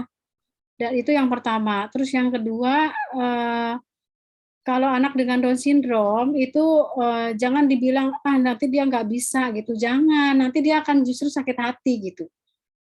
Jadi berikan dia yang sama, lembar kegiatan yang sama, tetapi jangan dipaksakan capaiannya, keberhasilannya harus sama dengan anak lain. Itu maksud saya. Paham ya Bu ya? Supaya dia tidak jatuh harga dirinya, kok aku dibedakan gitu ya. Betul. Nah, seperti memang itu. saya bikin seperti gitu, betul. Ya, tapi jadi biasanya ada anak-anak gitu kan orang tuanya nggak paham Bunda, kadang-kadang seperti gitu. Kok anak ya orang tuanya kadang ingin menyamakan dengan anak yang lain gitu. Betul. Biar bagus seperti anak yang lain, itu orang tuanya yang harus diberikan pemahaman. Tapi jangan sampai kita membuat perbedaan. Tadi kan sudah di awal di videonya juga ada, jangan sampai ada pembedaan-pembedaan yang kemudian menjatuhkan harga Ya. dirinya gitu, dan itu Betul, akan betul. berdampak lebih besar lagi di dalam kehidupannya dibanding dengan Down syndrome-nya gitu. Mungkin Down syndrome-nya dia udah nggak masalah, tetapi harga diri yang jatuh itu akan seumur hidup akan dia tanggung gitu. Ya, betul, betul. Terima kasih, Bunda. Ya, kira-kira seperti itu. Cukup ya Bu Retno ya.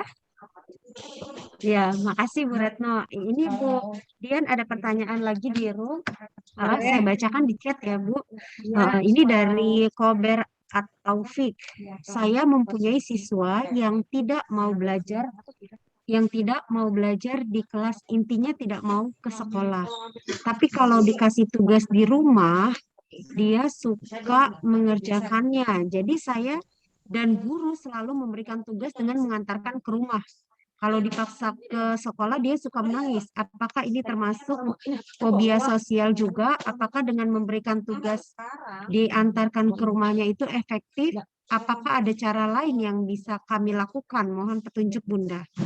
Jadi pertanyaannya, apakah ini termasuk fobia sosial itu? Terima kasih Bu Dian. Ya, luar biasa nih. Apa namanya? Sebetulnya dia mungkin bisa kita tidak bisa melihat apakah dia fobia sosial atau memang dia autism gitu ya, kalau Ibu tidak menjelaskan apakah ada kontak mata. Kalau ada kontak mata berarti dia fobia sosial, tapi kalau tidak ada kontak mata dia termasuk autism gitu. Dan yang intinya adalah bahwa dia harus belajar bersama anak yang lain. Nah, itu yang harus harus kita pikirkan bersama dengan orang tuanya. Jadi jangan sendiri. Kita bicarakan kepada orang tuanya, mungkin sambil mengantarkan tugasnya atau kegiatan apa, kita bicarakan kepada orang tuanya, Bu, bagaimana ya kalau sehari aja, 1 minggu sekali aja anak dibawa ke PAUD. Ibunya dulu ikut, ya, ibunya dulu diikut, mungkin dia masih takut dengan orang-orang baru yang ada di sekolah. Ibunya dulu ikut, kemudian sampai anak itu bisa beradaptasi gitu loh, Bu. Karena pada dasarnya pendidikan inklusif itu anak itu belajar bersama anak yang lain, gitu ya.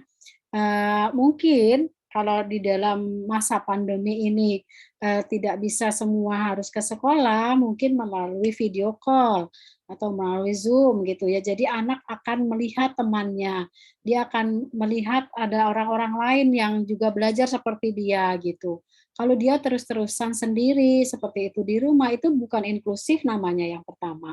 Kemudian perkembangan pembelajarannya juga menjadi terhambat karena yang penting di dalam pendidikan anak usia dini itu bukan LKS-nya, tetapi belajar bersama anak yang lain, bermain bersama anak yang lain. Kemandiriannya itu yang perlu, ya, kemampuan bersosialisasinya. Kalau kita lihat di kurikulum KD-nya, KD yang paling banyak indikatornya itu justru di kemampuan sosial emosinya, ya. Jadi di PAUD itu sosial emosinya yang diutamakan. Oke, seperti itu kira-kira jawabannya. Jadi pelan-pelan gunakan pendekatan ke orang tua, kemudian sekali-sekali lakukan pembelajaran bersama melalui video call atau melalui Zoom meeting supaya dia melihat ada anak yang lain. Saya sekali kirimkan juga video saat ibu bermain belajar bersama anak yang lain, ya, divideokan ibu sedang bermain belajar bersama anak lain, kirim videonya ke anak itu. Jadi dia akan melihat, oh menyenangkan loh di PAUD itu, tidak menakutkan gitu. Mungkin dia pernah trauma, sempat ditakut-takuti gitu. Ayo belajar, ayo ke PAUD nanti ada polisi misalnya gitu. Kadang ada orang tua yang seperti itu ya, ditakut-takuti anaknya. Akhirnya malah jadi takut gitu. Nah, kira-kira itu solusinya, ya, bertahap. Tapi yang jelas anak itu harus bergabung belajar bersama anak yang lain. Silakan. Ya, makasih Bu Dian. Ingin memberi tanggapan, Bu? Ini dari Kobet Taufik. Gimana Bu? Apa ingin merespon kembali? Silakan Bu, kalau mau bicara. Mic-nya belum dibuka ya. Silakan. Kan sering ya saya mengajak ke rumahnya gitu, dirayu si anak, tapi tetap Bu sukanya nangis kalau diajak sekolah itu nangis, nggak mau. Jadi inisiatifnya sama guru saya suka dikasih itu aja, dikasih pelajar ya tugas gitu di rumah karena anaknya suka nangis, kalau takutnya kalau dipaksa Bu trauma gitu. Ya, ini tadi pertanyaan yang tadi kan ya. Ya, Ya. Bu, dia masih Nah, belum. solusinya yang tadi saya sampaikan, solusinya kita kan nggak boleh maksa dan Ibu jangan terus-terusan memberikan LKS tugas, tetapi pada saat Ibu datang memberikan LKS, Ibu lihatkan video, Ibu video dulu nih anak-anak yang di PAUD, kasih lihat ke dia.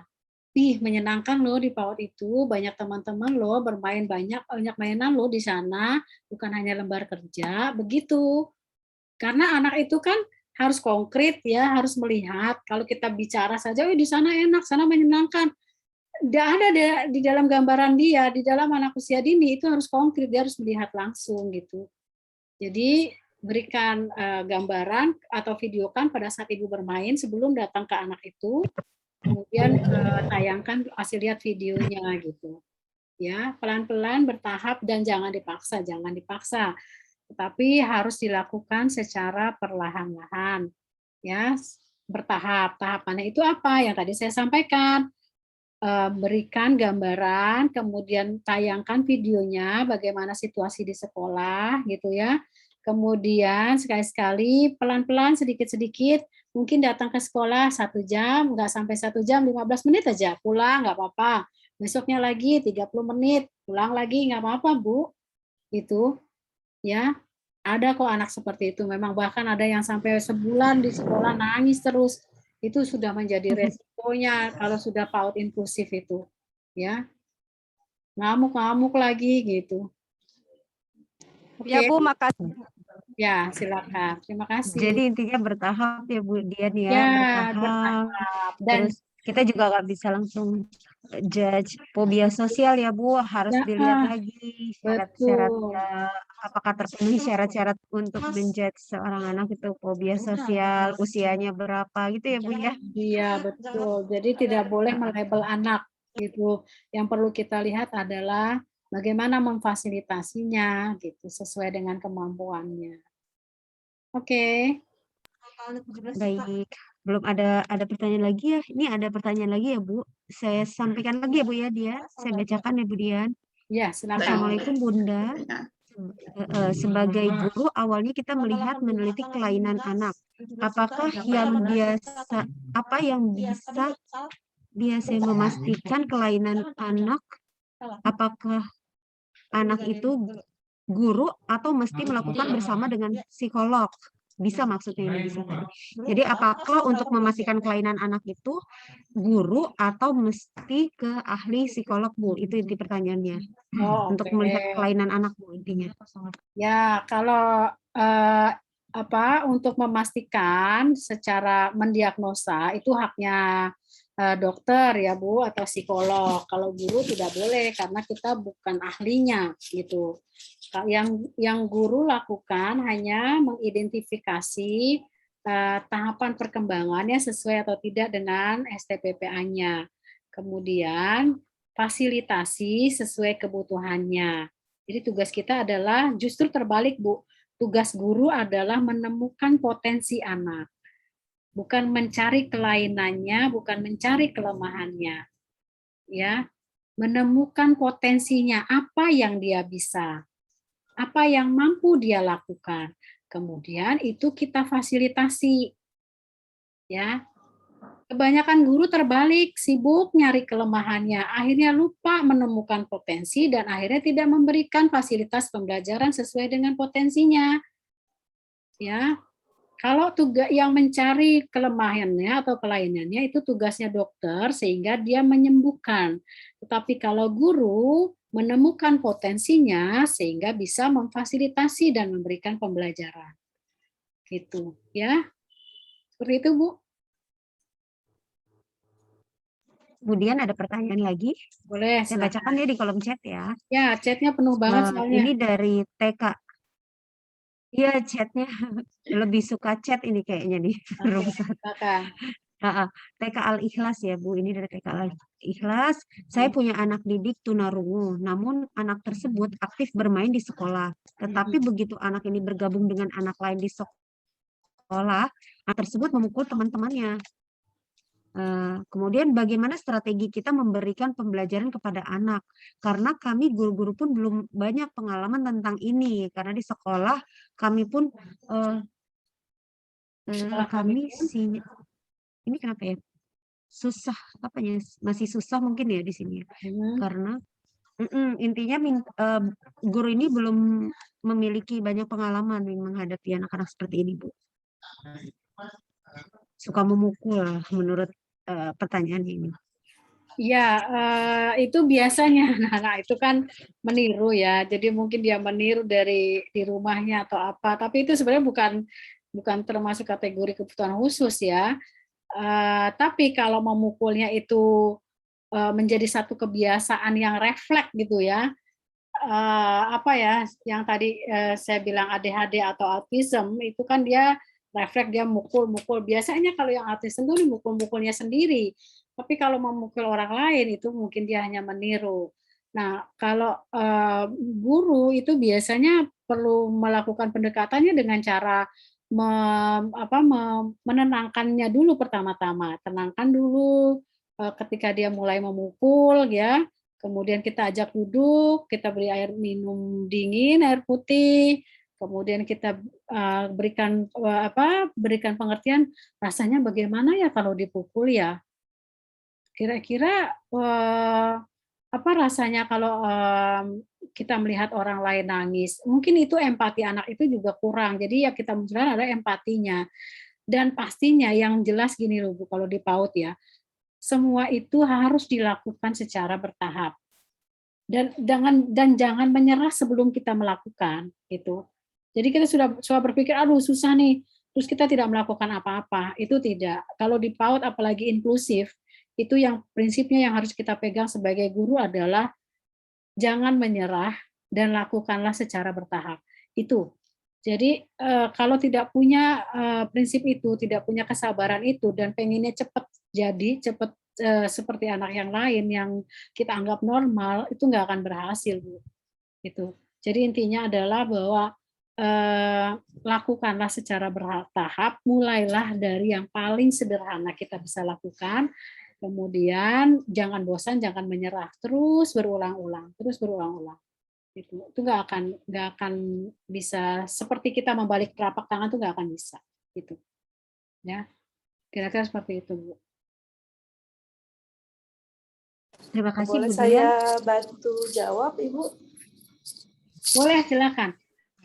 Ya, karena Ada saya yang memang memberi punya anak tanggapan ya? tunarungu juga, jadi Iya. jadi memang anak tunarungu itu dia sensor untuk menepuk gitu dia nggak ada, terutama untuk anak-anak yang misalnya baru menggunakan alat bantu dengar. Dia kalau memanggil itu seolah-olah memukul, padahal sebenarnya dia mau memanggil. Tetapi sensornya nggak ada. Jadi itu memang seperti Ibu udah bilang tadi, betul, harus perlahan-lahan diberitahu. Jadi kalau memanggil itu misalnya hanya menepuk, jadi harus diajarin. Jadi memang dia kayak mukul, padahal mungkin dia mau ngajak bermain temannya, tapi dia tidak mengerti dan dia kemudian mukul. Kemudian karena dia tidak ada bahasa sama sekali, mungkin guru bisa membantu dengan menggunakan visual, karena anak tunarungu itu dia kurang di pendengaran tapi sangat kuat di visual. Jadi gunakanlah si visualnya itu misalnya dengan gambar-gambar ataupun isyarat pertama-tama. Karena Ibu mau bilang panjang lebar pun dia nggak dengar. Mau bilang panjang lebar pun nggak akan mengerti. Jadi betul seperti Ibu bilang juga tadi, pelan-pelan kemudian diberitahu, kemudian bisa menggunakan gambar-gambar sehingga dia paham apa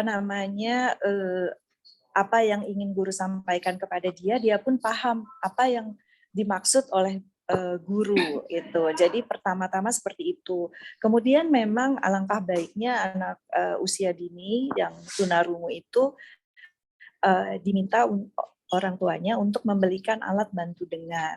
Mengapa? Karena kan nanti guru juga harus tahu kondisi pendengaran dari anak tersebut. Kondisi pendengaran anak itu mulai dari ringan, sedang, berat, sampai sangat berat. Nah, kalau sangat berat itu dia artinya sudah tuli total, pesawat terbang pun yang lewat dia tidak mendengar sama sekali. Nah, nanti tetapi ringan pun misalnya kita bicara seperti ini sekitar 20 desibel, itu sudah membuat hambatan bicara, membuat anak tidak bicara. Jadi kadang kalau ada anak yang tidak bicara, kemudian ada kemungkinan itu apakah dia autism, ataukah dia ADHD, atau dia tunarungu. Nah, tapi kalau sudah pasti dia tunarungu, guru alangkah baiknya tahu kondisi pendengarannya. Kemudian anak diminta menggunakan alat bantu dengar karena untuk keselamatannya juga. Kalau dia tidak memakai alat, misalnya ada, walaupun dia tadi sangat berat tuli, tapi kalau menggunakan alat bantu dengar, misalnya ada benda keras jatuh atau ada klakson, itu kan membantu dia untuk keselamatan dia sendiri gitu. Jadi itu sih masukan dari saya karena memang saya punya anak tunarungu dan saya memang mengapa saya mendirikan Aluna ini memang untuk awalnya adalah khusus fokus di anak-anak tunarungu yang ingin belajar berbicara verbal dengan mendengar. Mohon maaf jika ada yang kurang. Terima kasih, itu masukan saja dari saya. Terima kasih ya Bu Rina. Iya. Terima kasih Bu Rina sudah berbagi pengalaman ya Bu ya. Silakan Bu Dian, ada yang ingin ditanggapi lagi Bu Dian? Oh enggak, memang seperti itu. Jadi di PAUD saya juga ada anak dengan kebutuhan khusus yang justru punya hambatan pendengaran ya. Jadi bahkan dia hambatan pendengaran, yang satunya menggunakan alat bantu dengar, yang dua menggunakan alat bantu dengar karena orang mampu ya. Yang satunya karena tidak mampu, dia tidak bisa membeli alat bantu dengar gitu. Jadi yang dia lakukan adalah benar-benar bisa memahami bahasa bibir orang lain dan orang berbicara dengan bahasa bibir yang jelas gitu. Kemudian anak yang dengan bantu dengar ini pun dia tidak bisa mendengar secara utuh gitu, masih ada hambatan tidak jernih sekali seperti kita mendengar gitu. Dan yang satunya lagi, dia sudah pakai alat bantu dengar, kemudian dia CP pula, cerebral palsy juga. Jadi tangan kakinya tidak seimbang, bicaranya juga ototnya kaku. Jadi sangat kompleks sebetulnya anak-anak dengan kebutuhan khusus itu. Tapi yang kita lihat itu adalah bagaimana kita bisa memfasilitasi mereka sehingga bisa belajar dengan anak yang lain. Jadi kita tidak sibuk dengan kelemahan-kelemahannya. Kita akan sibuk dengan bagaimana memfasilitasinya. Besok dia belajar apa ya? Besok kita nyanyi lagu apa ya? Nyanyi pun lagu yang tidak membuat dia tersinggung gitu. Jadi lagu yang kita siapkan jangan sampai lagu dua mata saya, hidung saya satu gitu. Itu ada anak yang tidak matanya mungkin tidak ada satu atau tidak pakai sepatu baru. Jadi lagu pun harus kita pilih supaya sama sekali jangan sampai ada yang tersinggung seperti itu. Itu yang saya maksud adalah ketika kita bisa menemukan potensi anak, kemudian kita bisa memfasilitasi sesuai dengan potensi masing-masing anak, dan kita tidak sibuk dengan kelemahannya, itu pasti akan berjalan dengan baik. Tapi kalau kita sibuk dengan kelemahannya, guru pasti akan buntu. Nggak akan bisa berpikir dengan jernih mau melakukan apa, karena yang dilihat adalah kelemahannya. Padahal guru itu bukan dokter. Itu tidak bisa melakukan apa-apa dengan kelemahannya. Gitu. Ya. Itu aja. Ya, betul sekali. Oh ya, satu lagi Bu, kalau yang tidak bisa membeli alat bantu dengar, Bu, BPJS itu mengcover alat bantu dengar sampai 1 juta. Jadi mungkin Ibu bisa memberitahu orang tuanya bisa untuk membeli alat bantu dengar melalui BPJS. Terima kasih Bu Rina.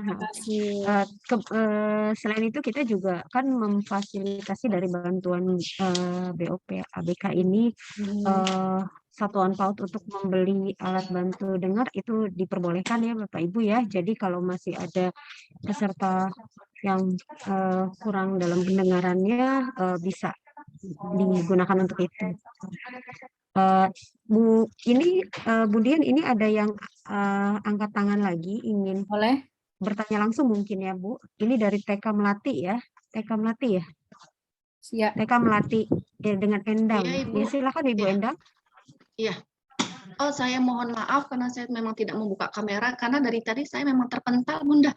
Jadi saya mau Gitu, izin nggak apa-apa, tutup nggak kamera ya, Bunda ya. Silakan, Oke. nggak apa-apa. Ya, terima kasih Bunda sudah memberikan waktu kesempatannya buat saya. Nah, di sini ini sebenarnya saya menceritakan kasus yang ada di lembaga saya. Ya. Nah, saya memiliki anak ABK. Nah, salah satunya ini perempuan, speak delay. Ya. Nah, kita sama-sama tahu karena mereka ini tidak boleh dikelompokkan. Kita harus jadikan satu dengan anak normal begitu ya, karena memang mereka mempunyai hak yang sama. Nah, seperti ini anak ini sebenarnya pengen bergaul, pengen sosialisasi bersama teman-teman yang normal. Nah, untuk anak normalnya takut gitu. Takut tidak mau bermain bersama. Nah, saya juga bingung. Kalau seandainya saya satukan dengan anak yang normal, nah mereka tidak akan mau belajar yang normal. Nah, jadinya saya berinisiatif untuk memasukkan dia ke ruang belajar yang lain dengan guru, dengan satu pendidik gitu, dengan dengan pembelajaran yang khusus untuk anak speak delay gitu. Jadi apakah yang saya lakukan ini salah gitu? Sementara saya sudah mengikuti dari tadi yang Ibu Dian sampaikan, inklusi itu kan seharusnya memang harus disamakan karena mereka memiliki hak yang sama. Mungkin yang membedakan proses belajarnya ya, atau mungkin LK-nya gitu. Nah, itu yang pertama. Nah, yang kedua, dari mulut ke mulut memang di TK Melati ini sebelumnya ada juga anak yang seperti itu. Alhamdulillah mungkin ada perkembangan.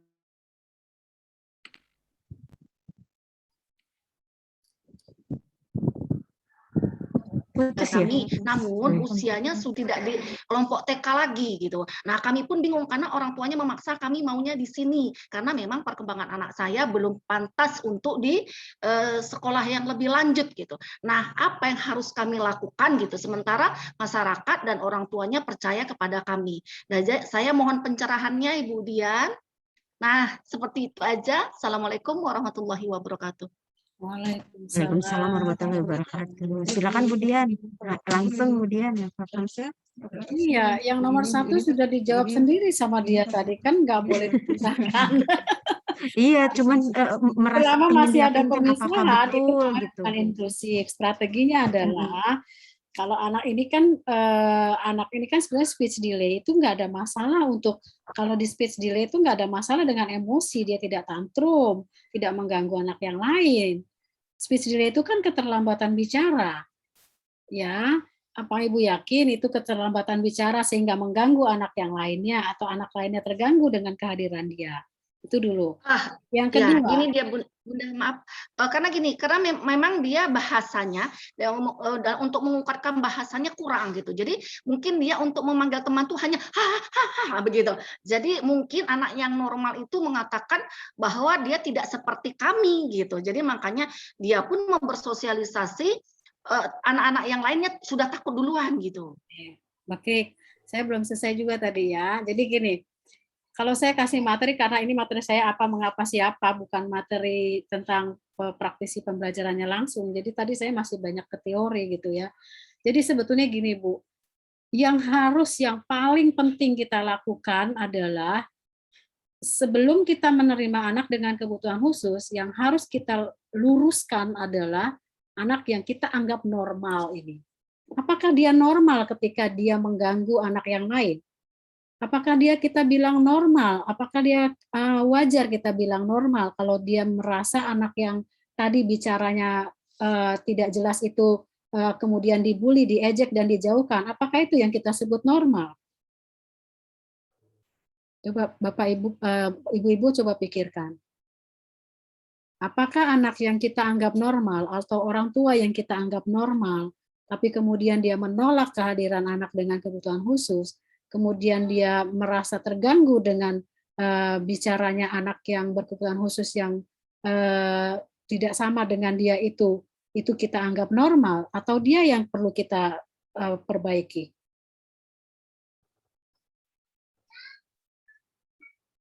Ini menjadi bahan kita bahwa sebetulnya yang harus kita perbaiki adalah orang-orang di luar diri anak dengan kebutuhan khusus. Mereka yang menolak, mereka yang membuli, mereka yang mengejek, mereka yang merasa itu adalah lain dari dia, kemudian mengasingkan, itu yang harus kita terapi. Itu yang harus kita perbaiki. Bukan anak kebutuhan khusus itu yang kita pisahkan, kita sendirikan belajarnya, kita terapi, itu akan menjatuhkan harga dirinya dan itu akan jauh lebih parah dampaknya dari penyakitnya sendiri. Speech delay-nya bisa disembuhkan, tetapi harga diri orang yang dijatuhkan itu seumur hidup akan dibawa dia, Bu. Ketika ibu mengasingkan dia, membawa dia ke ruang khusus, belajarnya sendiri, dia akan berpikir, kenapa saya disendirikan? Kenapa saya seperti orang di penjara? Itu yang akan terpikir dan terbawa terus dalam kehidupannya. Jadi yang perlu kita lakukan adalah memperbaiki anak-anak ini. Bagaimana caranya? Tadi Ibu sudah lihat di paparan saya. Ada satu anak yang kakinya pincang. Anak yang lain main bola, kakinya satu diikat, ditekuk. Supaya bisa merasakan bagaimana rasanya kalau kita punya satu kaki saja. Maka kalau anak yang punya, ibu punya anak dengan speech delay, anak lain mengejek anak yang speech delay karena bicaranya nggak jelas, sekali-sekali ibu ngomong tidak jelas kepada anak-anak itu. Ibu sendiri yang ngomongnya nggak jelas, ibu ngomongnya ngaco ke mereka. Kita lihat reaksinya. Lalu ajak mereka bicara, ngaco juga. Ya. Kemudian bentuk empatinya, bagaimana rasanya kalau diasingkan? Bagaimana rasanya kalau diejek? Maka pendidikan karakter yang ibu berikan ke anak-anak lain itu penting. Carilah cerita-cerita yang bermuatan karakter, buku-buku cerita yang memperlihatkan karakter-karakter atau video-video dengan anak-anak dengan kebutuhan khusus, ibu tayangkan. Jangan dulu kerja RKS-nya. Jangan dulu kerja akademiknya. Jangan dulu paksakan baca tulis hitungnya kalau karakternya belum terbentuk. Itu saya sedih mendengar ceritanya saja, saya sedih. Anak itu kemudian saya bawa ke ruangan khusus sendiri dengan guru sendiri, belajar sendiri. Itu sama saja ibu dengan memenjarakan dia, Bu. Coba bayangkan kalau ibu yang di seperti itu kan. Sekarang gini, ibu sendirikan.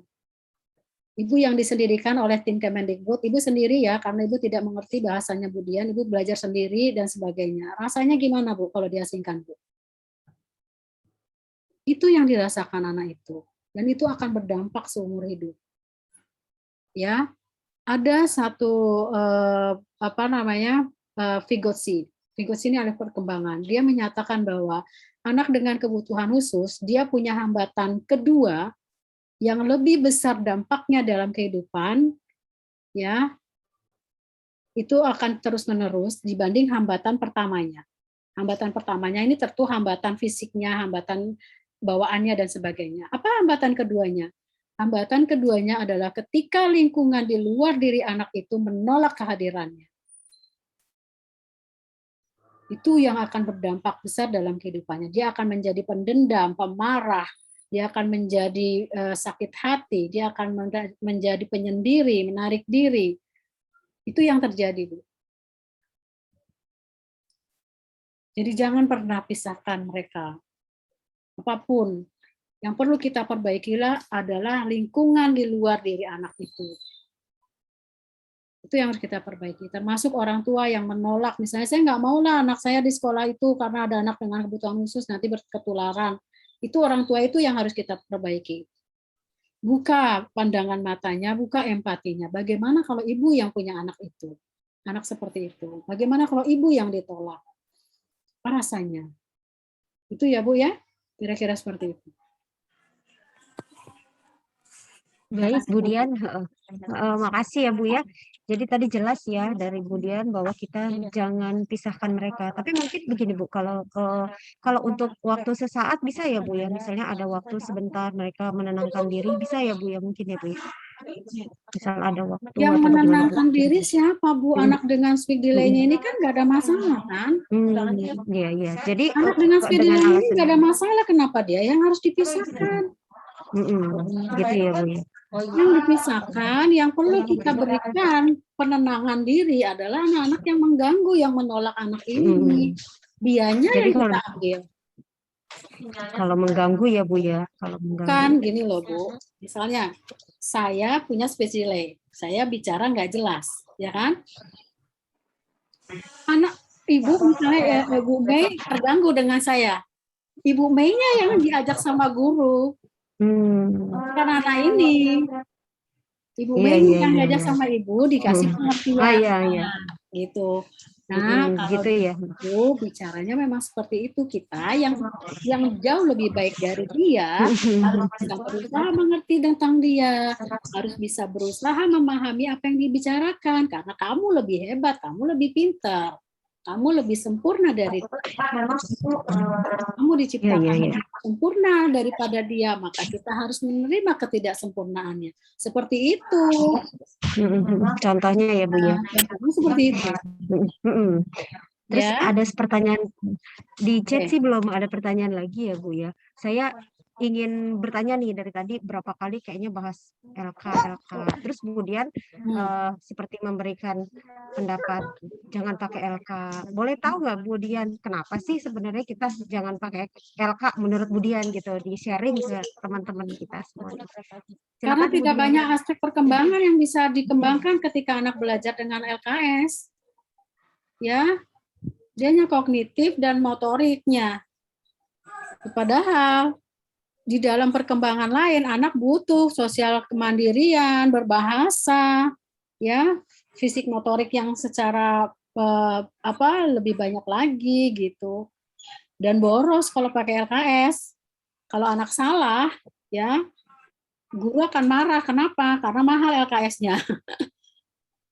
Tapi kalau anak menggunakan bahan-bahan lain, misalnya dengan ibu misalnya mau mengajarkan anak mengetahui bilangan angka 1 dengan bendanya. Kan ibu bisa pakai piring kertas, tuliskan angka 1, lalu sediakan kerang-kerang atau batu-batu, anak taruh batu jumlah 1 di piring kertas itu.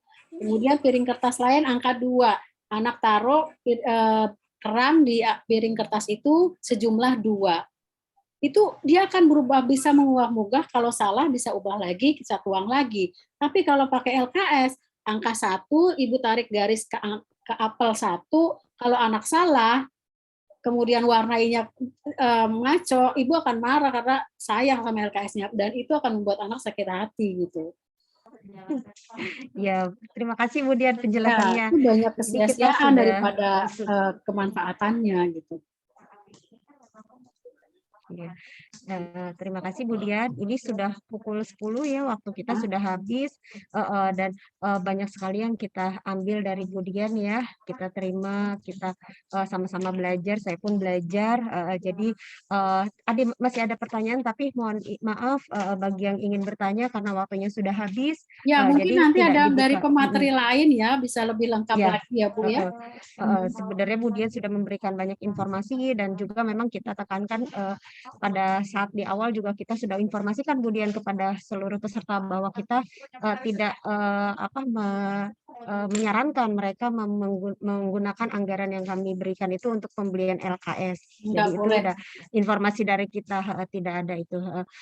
Demikian mungkin penjelasan Bu Dian. Saya sebagai moderator mengucapkan terima kasih banyak dan mohon maaf apabila ada kekurangan. Mungkin singkat aja tadi saya mendapatkan kesimpulan bahwa ada 2 hambatan yang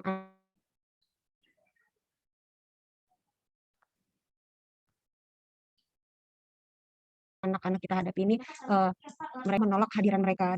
Jadi jangan pisahkan mereka. Itu penekanan dari Bu Dian yang luar biasa juga kita tanamkan bahwa empati itu juga harus kita tumbuhkan pada anak-anak yang lain. Begitu ya Bu Dian, ada lagi yang ingin closing statement-nya? Atau cukup? Ya, itu saja intinya bahwa jangan pernah pisahkan, rasakan apa yang mereka rasakan kalau kita dipisahkan gitu. Itulah inklusi yang sebenarnya gitu. Oh, luar biasa. Terima kasih Bu Dian ya. Applause dulu buat Bu Dian. Terima kasih. Kasih ya. Saya pamit, mohon Assalamualaikum maaf lahir dan warahmatullahi batin kalau ada kekurangan. Assalamualaikum warahmatullahi wabarakatuh. Om Santi. Waalaikumsalam warahmatullahi wabarakatuh. Sampai bertemu lagi dan salam sehat semuanya. Saya pamit ya. Terima kasih Bu Dian.